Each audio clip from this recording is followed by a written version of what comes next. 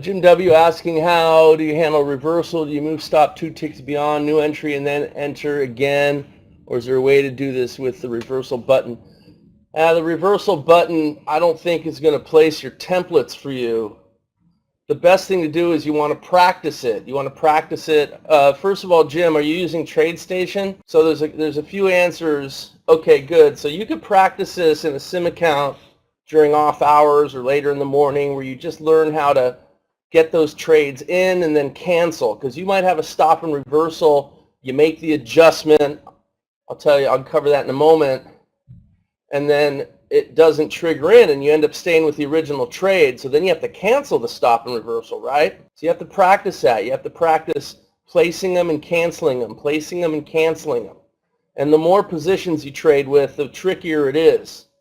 So think of how many positions you're trading with. Typically 1 or 2 is a good starting point. And then practice. I would practice with 1 first, then add a second one and practice that. So there's a couple things to consider. Let's look at, it's probably easier with the spotlight chart. Let's look at the Russell. So the first trade of the day, short right there, right? You take the trade. Hopefully you're taking that trade with a bracket order. Okay, well, good. Congratulations. I hope you're doing sim, right? Are you following the steps to success guide? Because you really need to be. I hope you are. Yeah, good job. You want to have a template first of all, and you could trade directly from the chart. I got this set to live trading because crude oil is coming up. Let me switch over to sim really quick and show you. We can go ahead and I'll give you an example. Good morning, Vicky. There's some really good videos on this. But since you asked, I'll just go ahead and walk you through some things that you could work on. Just waiting for the data to catch up here because I just turned it on and off and on again. All right, so first of all, if you right-click on your chart, you can enable chart trading. Well, I'm still waiting for data, so hold on. Got a bunch of charts I have to update now. Right, so you right-click on your chart, and you could enable chart trading. And when you do that, it's going to open up that side panel there. And what you want to do, depending on how many positions you're trading, is you want to make sure your template is correct. Let's say we're going to 2 positions, right? A target 2 and a target 3, or a target 2 and a trailer. You can decide. So you clearly want to make it 2, and then you attach your OSO. That's important. Order sends order. That's your bracket, and then you want to choose the correct bracket. So we're going to want 2 limit orders, like 2 targets and 1 stop. It's really 2 stops, but in the same place, okay? You also want to click on this little gear down here, right there. When that opens up, you want to go to Order Settings and click on the bottom radio button so that when you move your stops, they all move together. If you don't, if you keep the top button clicked, you'll move your stops, and if you have 2 of them, only 1 will move and the other will stay put, and then that's just more maneuvering you have to do, and you don't want that. And then set it as default. And hit OK. Okay? So that's how you set it up on chart trading. Once you've done that, you also got to go up here next to this little drop-down menu are 3 dots. So when you click on that button, you could set a template. And the way I've got my template is I've got 2 targets. One of them is at 20 ticks away from the entry, and the other one is at 25 ticks away from the entry, right there. So my targets are offset. So when I place a trade, which I'll show you in a moment, you'll see the 2 targets, and I could move them easily. Because remember, if they're together, they're going to move together since we just set that up a moment ago. Notice the 2 stops, though. This one is 20 ticks, and this one is 20 ticks. So they're both 20 ticks away from the entry, and then we could easily slide them to the appropriate location. Then set it as default. You could make it 2 ticks away. You don't have to make it 5 ticks away. The 2 targets could be offset by, say, 2 ticks instead of 5. It's up to you. You can even do like an 18 tick and a 22 tick target. It's up to you, really. A lot depends on your chart scaling and how much room you have up and down. But you want to make sure you set it as default, because then when you do, any chart you open up, you'll have this template in place. It'll already be set up for other charts. So that's important, okay? Hit OK. All right, so then you get into this short trade. Triggers in, and now you have to, well, this isn't even a stop and reverse. That's not the trade. It's this one, not this one. Oops. So you get into the short trade, 1573.4. You place it. You're going to move your stop up, your stops up to there. You're going to put your first target here, and your second one you can either delete it if you want to trail, so you have two stops and one target, or you can move it to target 3 or put them both on target 2, which is a valid decision and oftentimes the best choice you can make in a rangeless market. But anyway, regardless of what you do, now you have the stop and reversal here. So remember the theory of the stop and reversal. We want to try to protect the trade we're in. In other words, we want to stay short if we can. No one wants to accept defeat and take a loss on that trade if we don't have to. So we want to stay short, right? So we ask for additional price action to help confirm the odds that the price is ready to flip over and go the other direction. That's what the adjustment is for, right? So instead of getting long here at 1575.1, we move the stop up 2 ticks to 0.3. All right, now let's say if we moved it up 2 ticks, it went to 0.4 instead of 0.3. That's when we also want to add a key level adjustment. In other words, if we have an entry on a 4 or a 5, we want to move it up to the 6. Or if it's a 9 or a 0, we want to move it up to the 1. Because often multiples of 5s and 10s are psychological barriers. So we ask for a little bit more confirmation and make the price push through what we call the key level. Okay, but this adjustment does not do that. It goes to a 0.3. It doesn't go to the 0.4. Okay? So remember, a 2-tick adjustment and a key level adjustment if necessary. Sometimes the key level adjustment will happen first and then you do the 2-tick adjustment. But we already have the key level adjustments being adjusted by the calculator automatically if you have the settings right. So when that happens, you got to slide your stop down and then place an additional long trade, which means you have 4 buy orders, right? 2 of them get you out of the short trade, the other 2 put you into the long trade. If you just hit the reverse button, I mean, you could try it, you could practice it, but I believe it won't place your templates, and you'll end up paying a lot of slippage. Now, trying to do a stop and reverse chart trading, I think, is hard. It's not the best approach, which leads me to the next component of what I'm going to show you, and that's using the matrix. So over on the side, I have another monitor with my matrix desktop, you see, like this. Some people just prefer to trade off the matrix. You can put a chart on the left, your matrix is on the right, or whatever, and not use chart trading. Chart trading is always going to give you a market order, and you're probably going to pay slippage a majority of the time. If you use the matrix, you could avoid a lot of slippage. That's another issue. It's not really what you asked me about, but I'll just talk you through it.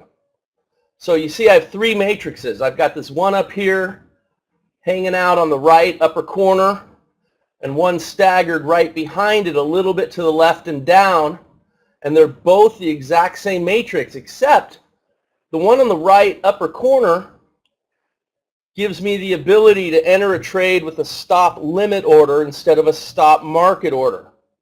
And that helps me control slippage because I get the opportunity to tell TradeStation how much slippage I'm willing to pay. And maybe it's 1 tick, maybe it's 0 ticks. It's up to me. And also, you have the same panel you saw similar on the chart trading where you have your template, you have your 2 targets and 1 stop, your OSO. If I click on the 3 dots, you'll see that the template is the same that I set up with the 20-tick target, the 25-tick target, and the 2 20-tick stops. It's all the same because it knows what I already set up on my chart trading, okay? So that's pretty cool, right? So let's say I want to get long. Oh, by the way, this is crude oil, not the Russell. So I can go over to my radar screen here, and I've got this connected. See the green button, and all the charts are green also? That means that if I click on my Russell chart here, it'll change automatically all my matrices for me. So I don't have to have a zillion matrices open, which drains your resources, your computer and TradeStation resources. I just have these 3 matrices, and I can click over. It only takes a second or two to switch. You can see that heating oil is the wrong symbol. It's still on the March contract. So I can just click on that and type in HOJ19 and make it the correct April contract. That's how easy it is. You see? And then now I'm in heating oil. So let's go back to the Russell.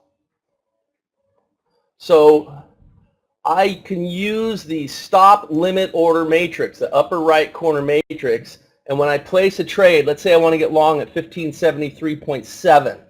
When I click on it once, well, first of all, always get in the habit of clicking once on dead space. See, I clicked on this and nothing happened, and that's how you can kind of mess things up by accidentally losing a handle. You always want to get in the habit before you click anywhere on the matrix is click once in dead space, which activates the window. Now I can come up here, and if I want to get long at 73.7, I can click it. Notice now there's a question mark. That question mark is asking me how much slippage I'm willing to pay. I don't want to pay any, so I'm going to click on that again. Then it becomes an active order, and you can see my handles, right? This is 20 ticks away.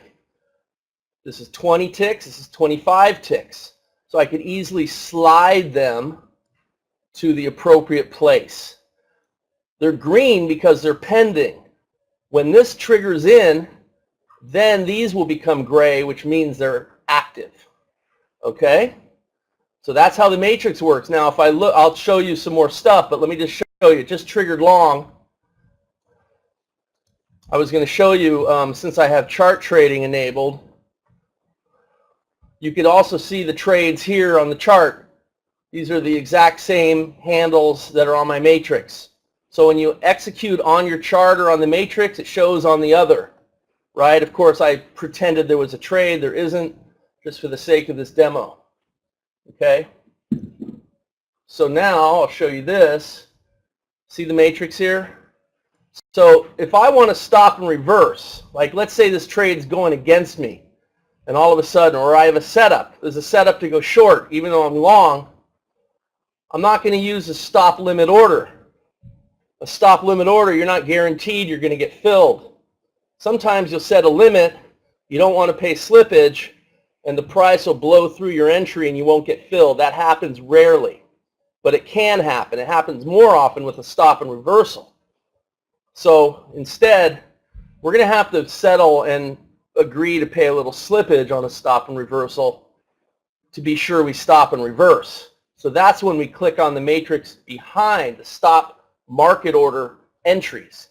Remember, this is stop limit order on top, stop market order staggered a little bit below and to the left. And so if I want to place a stop and reverse, I'm going to move my stop up to wherever that level might be. Let's just say it's 0.4. And then I can go ahead and click on my stop and reverse right here. And notice I don't have to tell it any slippage because there is none. It's just as soon as you click on it, and now I've got my possibility to go short, and I got my new handles, targets below, stop above. I can move those to wherever they are supposed to be. Okay, but lo and behold, the price never gets down and decides to go up again, and then the stop and reverse cancels. So now I have to get rid of the stop and reverse. So if I go over to here, I can click on this little left click on this arrow, and it opens a menu, and I can just cancel. And I want to cancel the one that says sell 2. The other ones say sell 1, because that's the original trade with the staggered stops that's live. The ones that's grouped together, sell 2, is this reversing order. So if I can cancel that easily, you can easily see it, click cancel, and all of a sudden my short reversing trade is gone, and I can move my stop back to where it goes. Now look what happened when it hit the target. Notice I only have one stop left. I should have moved it up, but I just want you to see. No, I moved it too far. Well, there it is. Anyway, so because it's connected by a bracket, when the one target gets hit, one stop automatically cancels. If I wanted to trail, there, the stop, my stop disappeared because I moved it too fast through the trade. So now I have no stop. So, no stop. My handle's missing. So I can click on the dead space on the matrix on the left. The matrix on the left is just single market orders. It's not connected to anything, but it allows me to manage this trade on the fly. The market's definitely very erratic at the moment. You can see the price going up, down, up, down, up, down. I lost one of my handles. If I want to get my stop in there, I could just click and put a stop in. And now I've got a stop. It's not connected to my target, but at least I've got a stop in place. So I can move it up, try to protect this trade a little. Not sure what's going on with that. Should have canceled and replaced. The sell order cannot cancel, replace. Yeah, something's weird going on here. So let's just delete it by clicking on it. Yeah, so, I don't know, maybe in sim mode. Normally what would happen, and I don't know why it didn't, but you have your single market order that you can move around. My hunch is that because the market's so jittery that it's not, yeah, I don't know, something messed up. Go TradeStation. But that's the theory, and it typically works. It works better in live than sim. Sim will sometimes mess you up here. So this trade would be over a long time ago, but the point is that you have a matrix on the left for single market orders that you can use to maneuver your trade in case you lose some of your handles on your brackets. Understood? So let's just say, for example, I stopped out. This target would still be there. It would still be hanging there because it would not have been connected. So you have to always remember to, when you're out of the trade and you're flat, and typically you could see if you're out of the trade, here it says open one position. So this is totally out of sync with reality. Cancel all, cancels all orders and close. Okay, so this isn't working. There's something wrong.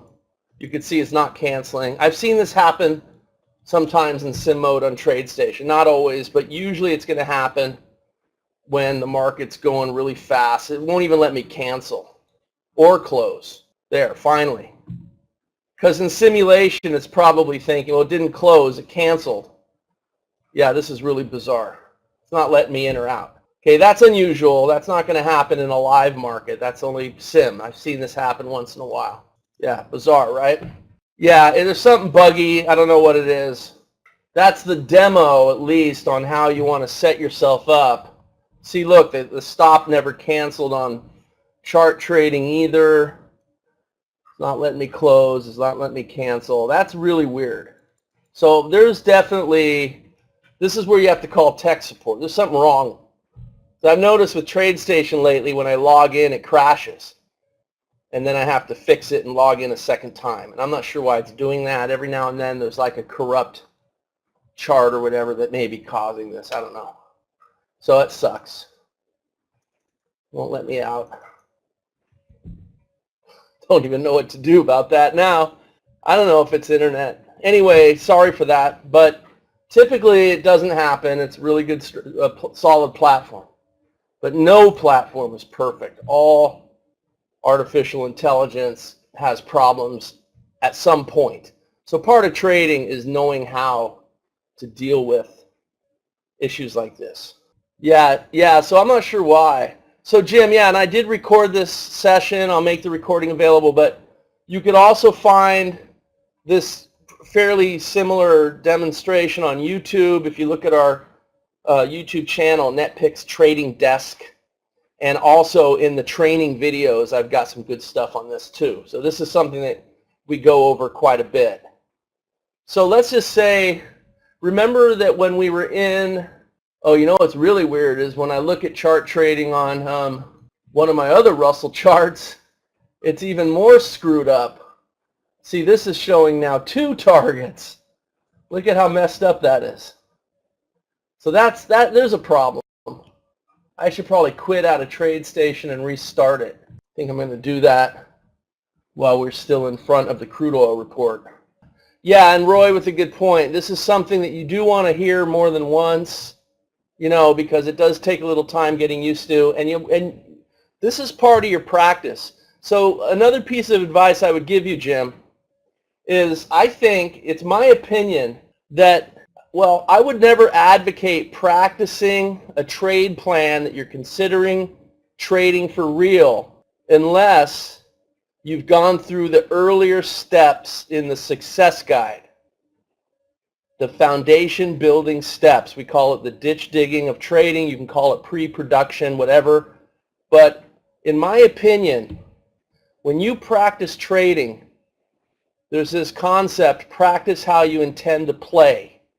And I've talked about this over the years many, many times. The idea is, and I played in rock bands my whole life growing up. Not anymore, but I used to. A lot, for years and years and years. And there was this concept that one of my mentors taught me at a very young age. Practice hard, play hard.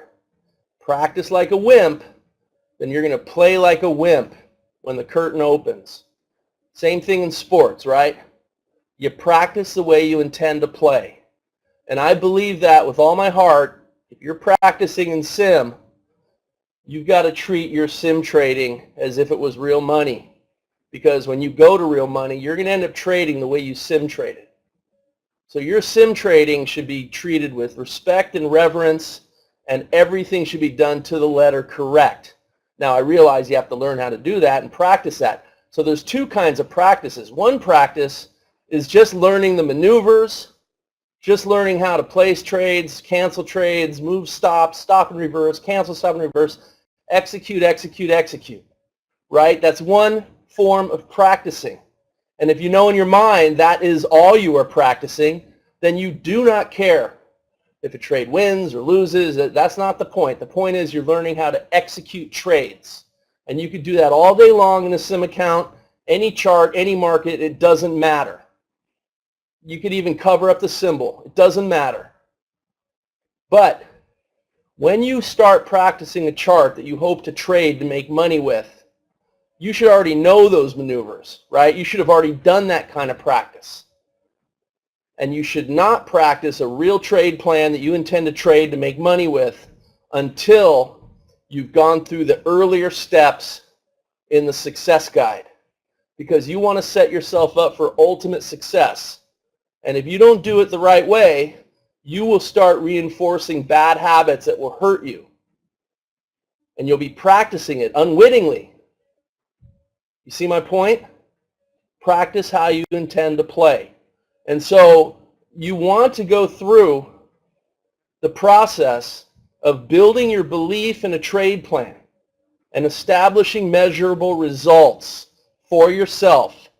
You want to know that if you follow the trade plan, oh, the trade finally canceled, by the way. You see that? It finally canceled. I think sim mode went wacky because of the fast market, probably simulating the old pit trading. All right, so let me just get back to live trading, because we're going to get close to the crude oil report, and I want to be ready for it. I don't want to lose my train of thought. Let me just get this in there. All right, so the idea is, yeah, they're probably on a different server too. The idea is that you want to be able to build your foundation of belief. Because here's the thing, no matter what you do in trading, I don't care what, whether you're winging it, whether you're trading because of you're just got a great feel for the market, or you've got a strategy that you're relying on, like Spotlight or Counterpunch or whatever, no matter what, there will be a random distribution of wins and losses.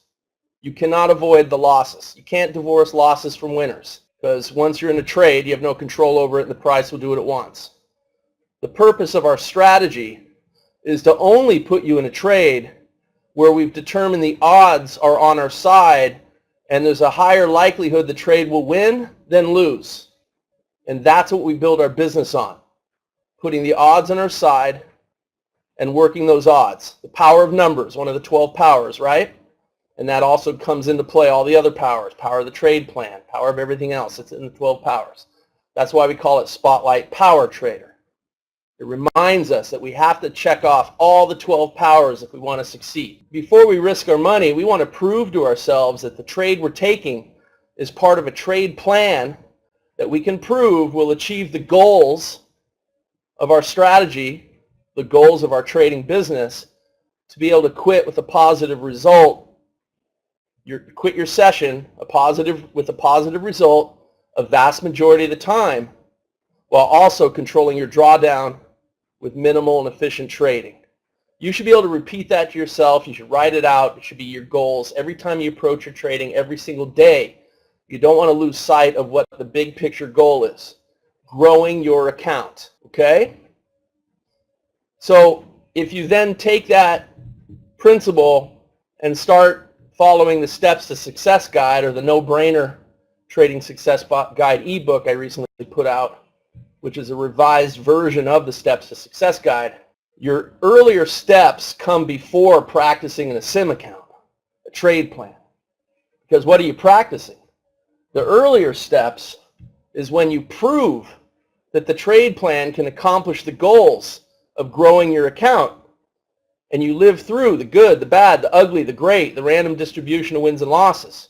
And you live through it enough to where you get that pit in your stomach and acid reflux when you're going through the ugly, like this morning in crude oil, for example. But if you stay with it and you stick to the tools, the UTA, your fast testing, all the stuff that's laid out for you in the Steps to Success guide, you'll ultimately see the winners come back and the equity will go up. And you'll grow your account. You'll see the equity curve rising, despite some ugly from time to time. Remember that random distribution. Vicky, you know all about this, right? We just had this conversation a few days ago. The worst trade of the year, the worst session of the year is going to happen. But that doesn't mean the trade plan's a loser, but you want to make sure you're not a loser by quitting a winning trade plan because of a rough session. So you teach yourself the big picture, being above the forest, not in the trees. Yeah, there's, sucky sessions could last. The losers tend to cluster up. You could have a period of a week or two or a month even where you're just not getting any growth in your equity. And then you think you're going to quit and chase the next chart, but you're just going to fall into the same routine because that's going to happen on any chart. If you just stay with your proven trade plan, you don't want to quit in front of the 20 trade winning streak, and that's one trade away. That's going to happen. And then you get to new equity highs. That's how it works. It's a random distribution of wins and losses. So you have to work the odds. There's no way you can do that if you don't believe in it. And there's no way you can believe in it if you don't do the foundational work, the digging the ditches to build that foundation. The fast testing, the back testing, the logging the trades, the building the win-loss column so that you can get measurable results and prove to yourself, despite the random distribution, good, bad, ugly, great, rinse, repeat over, the equity will grow. Then you set out to practice that plan that you can see will achieve your objective, growing the equity in your account, the trade plan itself. That's what you practice in sim. Because now you see it, now you understand it, now you believe in it. So prove you could execute the trade plan 25 times in a row without a single mistake. You see, Jim, that's the way to use sim. This is what so many people don't realize. Everyone's like, oh, sim is worthless. Real money is just different. It is different. But we're not using sim for those reasons. We're using sim to prove we could execute our proven trade plan. That's the point.